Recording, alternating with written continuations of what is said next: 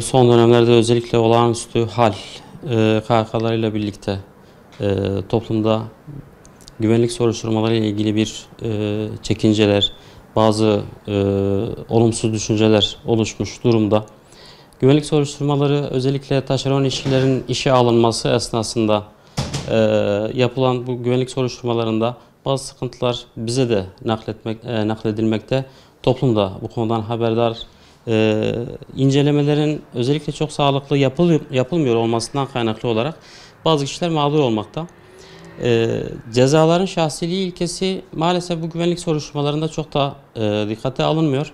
Kendisiyle ilgili herhangi bir cezai işlem veya suç teşkil edecek herhangi bir şey yokken şahıslarla ilgili güvenlik soruşturmalarının olumsuz neticelenmesinin ardında geniş ailesinde bazı kişilerin bir şekilde haklarında soruşturma açılmış olmasından kaynaklı olarak bazı çalışma haklarının gasp edildiğini görmekteyiz.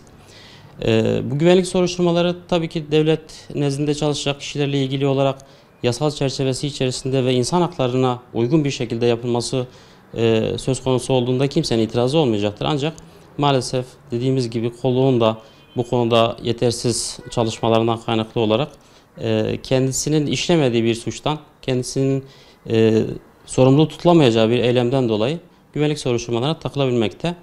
Yine bazı şahıslar legal derneklerde, gönüllü kuruluşlarda çalışmalar yaparken veya bunların çalışmalarına katılmış olmasından kaynaklı olarak devlet nezdinde sakıncalı ibaresi vurulmakta ve bu şekilde yine bunların da çalışma özgürlükleri ellerinden alınmakta. Anayasamızda suçun şahsiliği ilkesinin yanında tabii bir de çalışma hakkı da vardır.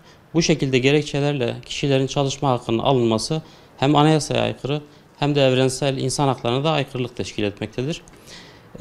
Ayrıca bir sorun var ki özellikle 15 Temmuz darbe girişiminden sonra birçok kişi kendi aralarındaki husumetten kaynaklı olarak bazı şahıslar hakkında yerli yersiz ithamlarda bulunmuş ve bunlarla ilgili olarak BİMER'e, CİMER'e veya savcılıklara ihbarlarda bulunmuş ve şikayetlerde bulunmuşlardır.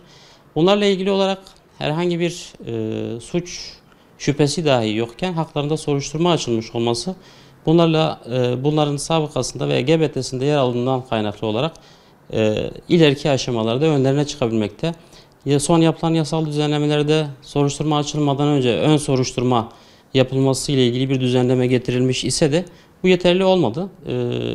Bir şahısla ilgili olarak bir şikayet varsa herhangi bir şekilde bu şüpheler giderilmeden, somut deliller ortaya konulmadan soruşturma aşamasına geçilmiş olmasından kaynaklı olarak hem toplum nezdinde lekelenmiş hem de kendisi ve ailesi geleceği noktasında bir yaptırıma uğramış, herhangi bir şekilde bir güvenlik soruşturmasından geçemez hale gelmiştir. Tabii ki bu toplumun iç barışına yönelik olarak bir tehdittir. Bu güvenlik soruşturmaları yapılırken kamu gücünü elinde bulunduranların, kolluk kuvvetlerinin ve idarenin daha dikkatli davranması gerekmekte.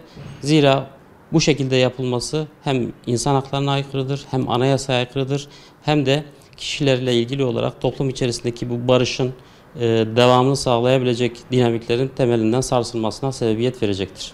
Bölgenin son süreçteki durumu da göz önünde alındığında aslında ülkenin topyekun bir hedef haline getirildiği de görülmekte.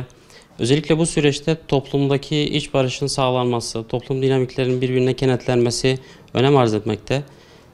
Tabii bu süreçte bir güvenlik soruşturması veya başka sebeplerle toplumun, insanların bir kesimin veya bazı kesimlerin küstürülmesi bu toplum dinamiklerinin kenetlenmesine de zarar verecektir. En çok ihtiyaç duyduğumuz bir zamanda böyle bir durumun oluşmasını tabii ki kimse istemez. Ancak bunun neticesinin ortaya çıkmaması açısından da idarenin yetki elinde bulunduran kişilerin bunu daha hassas bir şekilde toplum huzurunu, toplum barışını sağlayacak bir şekilde düzenlemeler yapması da zaruret arz etmektedir.